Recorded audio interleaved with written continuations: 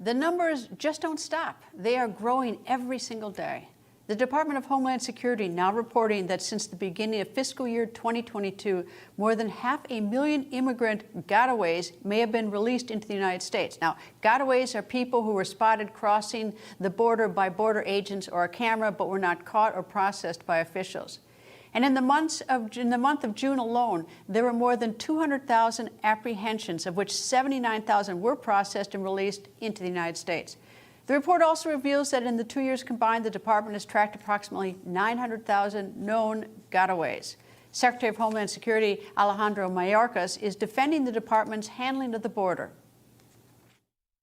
Is the border safe now? I was watching a news channel and they were talking about an invasion was happening, and I got a little concerned. Look,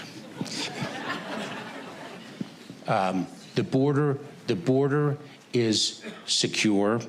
The border, we are working to make the border more secure. That has been a historic challenge. And the New York Times is reporting that in the past 10 years, migrant smuggling has turned into a multi-billion-dollar international business.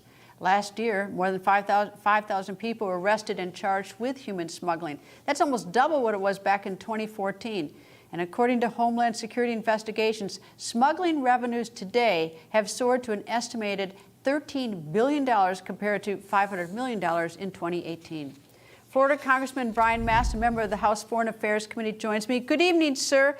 And let me talk first about this issue of the border being secure by Secretary of Homeland Mayorkas. I mean, look, I don't know how he defines secure, but your thoughts on this border and how we can get it under control. I'll give you two thoughts on that. Number one, it is the first time that I've heard anybody associated with the border try to say that they were even pushing for security. You heard the interviewer ask that question, is it safe? That's what the folks that are dealing with the border in the administration always try to say. Well, we want a safe border, we want a humane border. They'll never actually say that they want a secure border. So that's a first, and maybe that's a little bit of progress on the front of the administration. The other thing that I would tell you is this. I sit with ambassadors from countries like Guatemala, and they will tell you flat out that whenever Mayorkas or Biden or somebody else gets on, starts talking about the border or policies, that it is a meal ticket for the cartels that run commercials that say, look what the American president is saying. See, we can get you into America. You can claim asylum. We'll get you in there. It will just cost you a couple $1,000s. And that's how they're making billions. And that's what people in other countries, the ambassadors of other countries, will tell you flat out. All right. Well, Secretary Mayorkas said that it's secure, or getting more secure. We've got the New York Times, which is which is sympathetic to, I think, this administration in many ways. They're having these staggering numbers. So I mean, so it's hard to understand. I mean, you know, how he can say it's secure, and he isn't here to defend himself. But what can be done at this point to make this border secure? You talk about Guatemala. What about Mexico? I mean, what are we doing with these countries to solve this problem? So there's very clear things that we can do. Number one, clarity on border policies. So if the ambassadors from Guatemala are saying this is a huge part of why people are leaving and what the cartels can tell people to get them to pay them, administration, get rid of your day one policies, return to physically securing the southern border on all fronts, technologically securing the southern border, make sure that you have policies in place like the Remain in Mexico policy, and that you push for legislation moving forward through Nancy Pelosi, right, that's in charge of the House of Representatives as Speaker of the House, that they'll move legislation that moves things like that permanently. Individuals seeking asylum will fall under these parameters. Don't give the cartels the ammunition to run ads saying how you can get into America, get a free meal ticket, some transportation around the country, and then disappear into the ether of the United States, never to be seen again until they offer you some sort of amnesty under Democratic administration some point down the road. But it's not even just, I mean, the people who are getting here, the gotaways, I mean, there's a lot of objection to that by a lot of people, but they're also in many ways sort of the victims. They're paying a ton of money to these cartels, and it's a huge, big business. And of course, with the cartels, there's also drugs. We've got fentanyl coming through that border from China. We've got former Attorney General Bill Barr was on this show, and he said that he would treat the cartel like ISIS. In your mind, do we have the wrong approach to these cartels? Are they, should we be going into Mexico and getting these cartels? We should be working with Mexico to the extent that they will let our forces go in there and help destroy these cartels. Absolutely, I'm in support of that. Are the people that are paying the cartels victims of sort?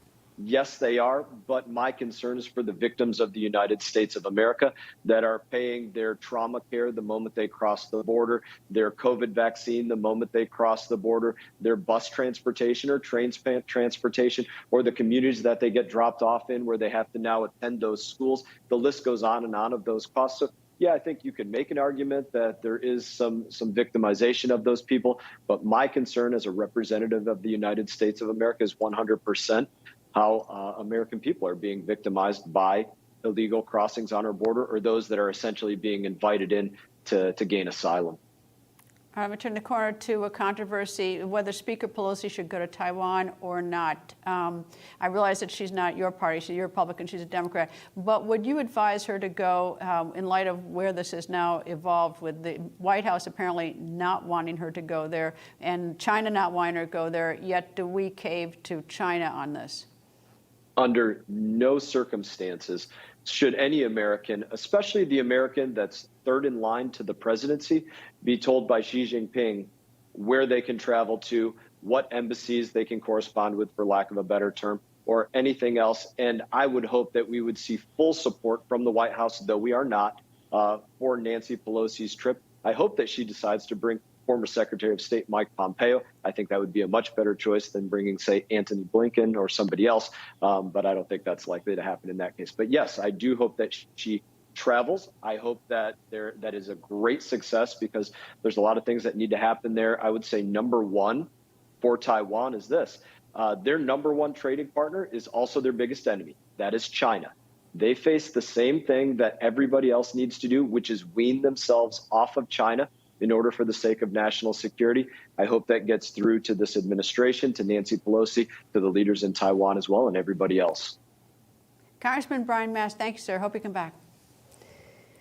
Hey guys, it's Rob Carson. I want to tell you about the Patriot Gold Group. But first, let me tell you that the S&P has already lost $8.2 trillion in 2022. Did you know that? Peak inflation is not even hit despite the Fed rate hikes on groceries, on gas. You know it as well as I do. Morgan Stanley and Goldman Sachs are warning of another 20% drop. Inflation is winning in a knockout right now. The Fed is going to raise rates again at the end of July. Meanwhile, Goldman, Wells Fargo, and Bloomberg are all forecasting gold to surpass all-time highs. If you want to invest in gold, call 888-936-2373 now. Call the Patriot Gold Group today and ask about their no-fee-for-life IRA. Sounds like a good deal, don't it? Here's the number, 888-936-2373. 888-936-2373 for the Patriot Gold Group.